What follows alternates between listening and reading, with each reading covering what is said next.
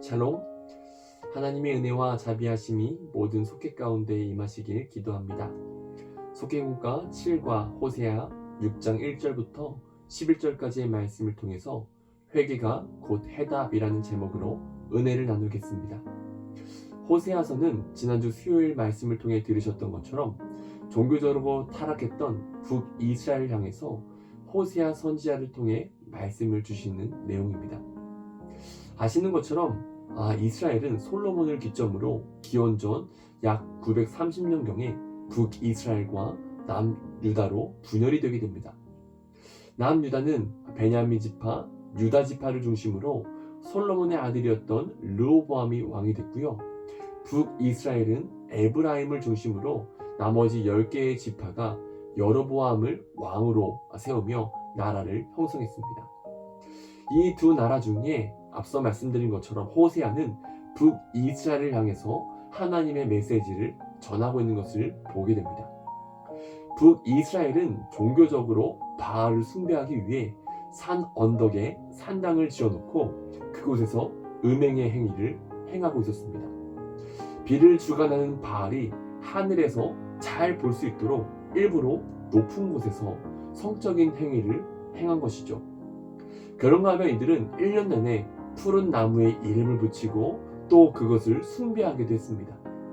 1년 내내 푸른 나무에는 어떤 생명력이 있어서 다산을 주고 또 풍요로움을 줄 것이라 믿었기 때문이었습니다. 이처럼 북이스라엘의 죄는 단순히 어떤 사회적인 죄, 어떤 윤리적인 죄를 넘어서 종교적으로 타락한 죄를 짓고 있었습니다. 근데 여러분 생각해 보면요, 하나님께서 보실 때에는 어떤 사회적이고 또 윤리적인 죄보다는 종교적으로 타락한 것이 더 큰 죄이지 않을까라는 생각이 듭니다. 그리고 이것은 우리에게도 마찬가지입니다. 우리가 세상을 살아가면서 어떤 사회적으로 지탄을 받을 만한 잘못을 하지 않으며 또 어떤 나쁜 행위를 행하지 않고 살 수도 있습니다. 남들보다 더 도덕적으로 더 선행을 행하며 살 수도 있죠. 근데 여러분, 그런 가운데 우리는 하나님보다 더 의지하고 사랑하는 것들을 세상 가운데 붙들며 살아가는 죄를 범할 수도 있겠다라는 생각이 듭니다. 그리고 이것이 하나님께서 보실 때에는 가장 큰 우상 숭배의 죄다라고 말씀하고 계실지도 모릅니다. 우리가 하나님보다 더 의지하고 사랑하는 것들을 우상으로 삼아서 그것들을 섬기는 이유에는 여러 가지 이유가 있을 겁니다. 눈앞에 우리를 위협하는 수많은 것들이 있는 가운데 보이지 않는 하나님보다는 보이는 것들을 더 의지하기 쉽고 더 합리적이라는 생각이 들기 때문일 것입니다. 우리가 일부러 그것들을 붙들고 그것들을 의지하는 것이 아니라 어쩌면 우리도 모르게 본능적으로 우리의 마음을 우상에게 빼앗기고 말아버린 것이죠. 그리고 우린 그런 자신을 볼 때마다 한탄하고 또 자책할 수도 있습니다. 우상 숭배라는 그 죄의 굴레에서 벗어나지 못하는 우리의 모습을 보면서 괴로워할 수도 있습니다. 여러분, 우리는 어떻게 하면 그 죄의 굴레, 우상 숭배라고 하는 그 죄에서 자유함을 얻을 수가 있을까요? 오늘 호세아를 통해서 주시는 한 가지 방법이 있습니다. 그것은 바로 회개입니다. 우리 1절 말씀을 보실까요? 오라, 우리가 여호와께로 돌아가자. 여호와께서 우리를 찢으셨으나 도로 낫게 하실 것이요 우리를 치셨으나 싸매어 주실 것임이라. 아멘. 여러분, 회개라는 것이 무엇일까요? 회개라는 것은 후회하는 것 혹은 스스로 자책하는 것과 다릅니다. 회개라는 것은 돌아서는 것을 의미합니다. 하나님을 등지고 살던 내가 다시 하나님 쪽으로 얼굴을 돌리는 것, 다시금 우리의 발걸음을 돌려 그분께로 나아가는 것이 바로 회개입니다. 단순히 죄에 대해서 슬퍼하고 지은 죄에 대해서 후회하고 그 자리에 머물러 있는 것이 아니라 결단을 가지고 삶의 방향을 돌려서 하나님께로 나아가는 것이 바로 회개라는 것이죠. 호세아는 우리가 회개를 하는 것에 있어서 가장 중요한 원리를 제시하고 있는 것을 보게 됩니다. 그 원리가 무엇이냐? 바로 하나님을 아는 것입니다. 3절을 보시면요, 호세아는 이러한 말씀을 합니다. 우리 3절 말씀 보실까요? 그러므로 우리가 여호와를 알자. 힘써 여호와를 알자.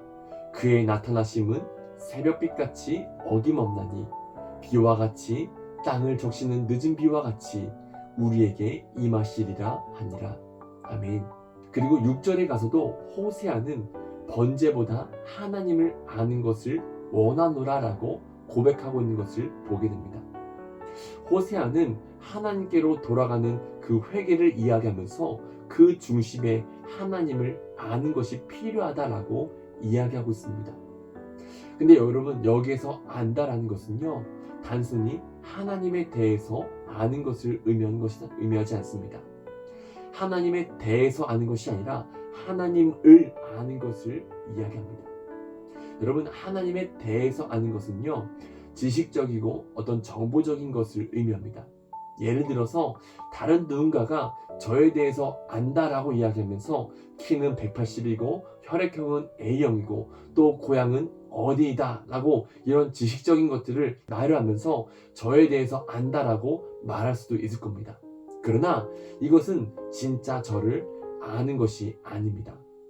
저에 대한 정보, 어떤 인적 사항에 대해서 알고 있을지는 몰라도 직접적으로 저를 경험하지 못했기 때문에 진짜로 저를 안다라고 말할 수는 없는 것입니다. 호세아가 말하는 하나님을 안다라는 것은요, 히브리어의 어근으로 볼 때 야다르라는 단어를 사용하고 있는 것을 보게 됩니다. 이것은 상대방을 직접적인 관계를 통해서 그 사람의 본질을 경험을 통해서 깨달아 아는 것을 뜻하는 것을 의미합니다. 이 단어는요, 창세기 4장 1절에서도 쓰인 것을 보게 됩니다. 창세기 4장 1절을 보면요, 아담이 그의 아내 하와와 동침하매 하와가 임신하여 가인을 낳고 라고 기록하고 있는 것을 보게 됩니다. 여기에서 동침하매가 바로 야다입니다. 즉 안다라는 것은요, 너무나도 깊고 너무나도 치밀한 깊은 관계 안에서만 얻을 수 있는 경험을 통해서 알 수 있는 알을 뜻한다는 것입니다. 이 깊고 친밀한 관계 안에서 상대방을 알아가는 것에는 긴 시간과 과정이 필요합니다. 부부 사이에서도 마찬가지이죠. 결혼을 하기 전에는 분명히 이 여인에 대해서 충분히 알았고 그 알고 있는 내용들이 나에게는 딱 맞는 배우자라고 생각해서 결혼을 결심합니다. 그런데 막상 살아보니 결혼 전에 알고 있던 것들은 빙산의 일각일 뿐 보이지 않았던 것들이 보이기 시작하고 다툼이 일어나기 시작합니다. 그리고 그것들이 해결되어 가면서 서로를 더욱더 진정으로 알아가게 되고 이해하게 됩니다. 마찬가지로 하나님을 아는 지식도 어떤 교과서적으로 누군가 이야기해준 정보가 아니라 내 삶의 영역 안에서 시간과 과정이라는 그 터널을 지나가면서 하나님을 경험하고 깨닫게 되는 것을 의미합니다. 우리에게 이러한 알미 있을 때 우리는 비로소 하나님께로 돌아갈 수가 있습니다. 그리고 우리가 하나님께로 돌아갈 때 하나님께서는 우리에게 회복을 약속하십니다. 우리를 찢으셨으나 도로 낫게 하실 것이고 우리를 치셨으나 싸매어 주시며 우리를 일으켜 주실 것이다 라고 약속하십니다. 호세아는 우리로 하여금 하나님께로 돌아가게 하는 알에 대해서 이야기하고 있는 것을 보게 됩니다. 크게 세 가지 알에 대한 것을 이야기하는 것을 보게 되는데요. 먼저 첫 번째로 하나님께로 돌아가기 위해 우리가 알아야 할 알은 바로 하나님의 신실하심입니다. 우리 3절 말씀을 다시 한번 읽어보실까요? 그러므로 우리가 여호와를 알자. 힘써 여호와를 알자.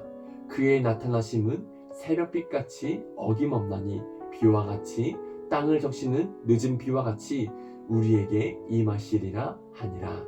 아멘. 호세아는 여호와를 알자라고 말씀하면서 그가 경험한 하나님을 이렇게 고백합니다. 새벽빛같이 어김없나니, 즉 어두운 긴 밤이 지나면 새벽 끝에 태양이 뜨고 또 빛이 밝아옵니다. 우리는 밤에 잠이 들 때 내일도 과연 아침에 해가 뜰까 염려하거나 걱정하지 않습니다. 그 이유가 무엇입니까? 경험상 반드시 태양이 뜨고 빛이 밝아올 것을 알기 때문입니다. 그런가 하면 호세아는 땅을 적시는 늦은 비와 같이 하나님께서 우리에게 임하실 것이다 라고 말씀하는데요. 가나안의 경우 씨를 파종할 때 이른 비가 내리고 또 과수가 결실할 때에는 늦은 비가 때에 따라 반드시 맞춰서 내리는 것을 경험하게 됩니다. 그 경험을 가지고 있는 이스라엘 백성들의 입장에서 볼 때에는 과수가 결실할 때 반드시 늦은 비가 내릴 것을 알고 기대하게 됩니다. 호세아는 새벽 끝 무렵 빛이 어김없이 비추이는 것 같이, 또한 과수가 결실할 때 늦은 비가 반드시 내리는 것 같이 하나님의 신실하심은 변하지 않고 한결같음을 고백하고 있는 것입니다. 어둠이 우리를 짓누르고 영원할 것 같지만 때가 되면 반드시 하나님은 빛을 비추시고, 또한 비가 내리지 않아 고심하고 있을 때 때에 맞춰 늦은 비를 주시는 것처럼 우리를 향해 하나님의 신실하심은 우리의 기대를 저버리지 않는다라고 이야기하는 것입니다. 호세아는 이러한 하나님을 경험했고 이러한 하나님을 알자고 애타게 외치고 있는 것입니다. 사랑하는 여러분, 저와 여러분이 늘 한결같으시고 변함없으신 그 하나님을 알 수 있기를 소망합니다. 그런가 하면 호세아는 돌이킴을 위해 우리가 알아야 할 것에 대해서 하나님께서 진정으로 요구하는 것이 무엇인지를 알아야 된다라고 이야기합니다. 우리 4절 말씀을 보실까요? 에브라임아, 내가 내게 어떻게 하랴? 유다야, 내가 내게 어떻게 하랴? 너희의 인애가 아침 구름이나 쉬 없어지는 이슬 같도다. 아멘. 하나님께서는 북이스라엘과 남유다의 인애, 즉 하나님을 사랑하는 마음이 아침 구름과도 같고 이슬과도 같다라고 말씀하십니다. 하나님을 향한 사랑이 너무나도 가볍고 덧없이 사라진다는 것이죠. 그런 이스라엘 백성들에게 하나님께서 요구하시는 것은 바로 변함없는 신실한 사랑이었습니다. 하지만 이스라엘 백성들은 어땠습니까? 그런 하나님의 요구, 하나님의 마음은 알지 못한 채 그저 열심히 제사를 드렸고 수많은 번제들을 드렸습니다. 여러분, 우리가 믿는 기독교는요, 관계의 종교라고 할 수 있습니다. 우리의 행위에 따라 하나님께서 상을 주시거나 벌을 주시거나 혹은 행위에 따라서 보상을 주시는 그런 종교가 아니라는 것입니다. 하나님께서는 우리와 관계를 맺기를 원하십니다. 우리의 신랑이 되시고 또 우리의 아버지가 되시며 우리의 목자가 되시기를 원하십니다. 그리고 그 모든 관계의 중심에 사랑과 신뢰가 있기를 원하십니다.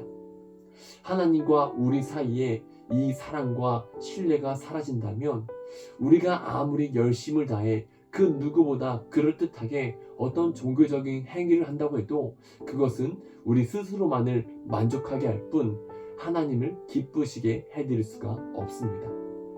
하나님께서 원하시는 것은 바로 우리의 사랑의 마음입니다. 상황에 따라 요동치며 이슬처럼 쉽게 사라지는 그러한 사랑이 아니라 온전한 사랑을 원하십니다. 근데 여러분, 여기에서 중요한 것은요, 그 사랑의 시작이 어디에서부터 시작되는가 하는 겁니다. 바로 하나님께로부터 시작이 됩니다. 우리의 사랑은 아침 구름처럼 또 이슬처럼 쉬 사라지지만 하나님의 사랑은 변함이 없으시며 신실하십니다. 우린 3절에서 그 사랑을 분명히 보았습니다. 새벽빛같이 어김없는 은혜, 늦은 비와 같이 반드시 우리에게 풍성함으로 임하시는 그 사랑이 바로 하나님의 사랑입니다. 그러나 그에 비해 우리 인간의 사랑은 어떻습니까? 사절처럼 쉬 사라지고 맙니다. 이런 가운데 우리에게 필요한 것은 내 힘으로 하나님을 사랑하려고 하는 것이 아닙니다. 오히려 하나님의 사랑을 신뢰하는 것입니다. 우리가 하나님의 사랑을 신뢰할 때 그 믿음으로부터 하나님을 향한 사랑이 시작됩니다. 그래서 하나님께서는 우리에게 이렇게 말씀하십니다. 나는 너희에게 제사보다 인애를, 즉 나를 사랑하는 것을 원한다. 그래서 나는 너희가 나에게 번제를 드리는 것보다 하나님을 아는 것을 원한다라고 말씀하십니다. 여러분, 하나님을 향한 사랑은요, 하나님의 사랑을 아는 것, 또 하나님의 사랑을 경험하고 그 사랑에 젖어 그 사랑을 신뢰할 때 시작이 됩니다. 여러분, 여러분들이 억지로 하나님을 사랑하려고 하지 않았으면 좋겠습니다. 오히려 하나님의 그 신실한 사랑, 변함없는 그 사랑을 누리시고 경험할 수 있었으면 좋겠습니다. 충분히 그 사랑으로 여러분들의 삶이 채워질 때 우리는 더 이상 세상에 대해 목마르지 않게 되고 세상이 아닌 하나님을 진정으로 사랑할 수 있게 될 줄 믿습니다. 그리고 그 사랑을 힘입어 온전히 하나님께로 돌아갈 수 있는 저와 여러분들이 될 수 있게 될 줄 믿습니다. 마지막으로 우리가 온전히 하나님께로 돌아가기 위해서 우리가 알아야 할 것은요, 하나님께서는 포기하지 않으시는 하나님이시라는 것입니다.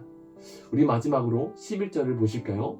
또한 유다여, 내가 내 백성의 사로잡힘을 돌이킬 때에 내게도 추수할 일을 정하였느니라. 아멘. 하나님께서는 하나님의 신실하심과 하나님의 요구를 말씀하셨습니다. 그런데요, 북이스라엘과 남유다는 그 하나님의 신실하심과 요구에도 하나님께 죄를 짓습니다. 7절 이하의 말씀을 보면요, 이들은 아담처럼 하나님과의 그 언약을 깨뜨렸고 폭력과 살인과 어떤 영적인 음행으로 스스로를 더럽혔다라고 말씀하는 것을 보게 됩니다. 여러분, 이 정도면 하나님께서 당연히 이스라엘을 포기하시고 버리셔도 될 것 같지 않습니까? 그런데요, 놀랍게도 하나님은 그러지 못하겠다라고 말씀하십니다. 그래서 11절에서 하나님은 하나님의 백성들이 심판을 받게 되어도 그들을 결국엔 회복시키실 것이고 또 그들 가운데 추수를 통해 알곡을 모을 것이다 라고 말씀하십니다. 즉, 아무리 절망의 상황이라고 해도 어떠한 큰 죄를 지었어도 하나님께서는 그들에게 이렇게 말씀하시는 겁니다. 그래도 오라. 너희의 죄가 아무리 주홍 같아도 눈과 같이 희어질 것이고 진홍같이 붉을지라도 양털같이 희게 될 것이다.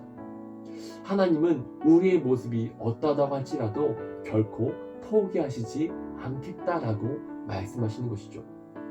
이것을 가장 잘 보여주시는 것이 바로 십자가이지 않습니까? 십자가의 보혈로 덮지 못할 죄는 없습니다. 그 무엇도 그 어떤 것도 십자가의 사랑에서 끊을 수 있는 것은 없습니다.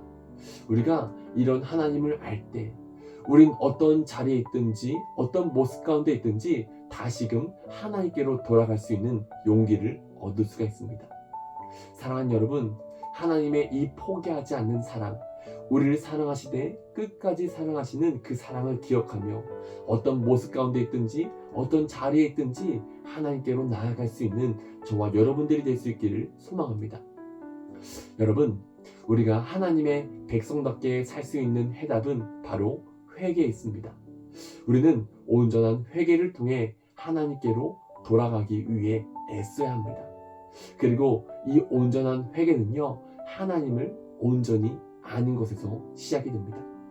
저와 여러분들이 신실하신 하나님, 끝까지 우리를 포기하지 않으시고 결국에는 우리의 삶 가운데 구원의 완성을 이루시는 그 하나님을 기억하며 그 하나님을 경험하며 그 믿음의 길에서 끝까지 승리할 수 있는 복된 삶이 될 수 있기를 간절히 소망합니다. 그래서 저와 여러분들의 삶을 통해 하나님의 기쁨이 되는 아름다운 역사가 일어날 수 있기를 간절히 축복합니다.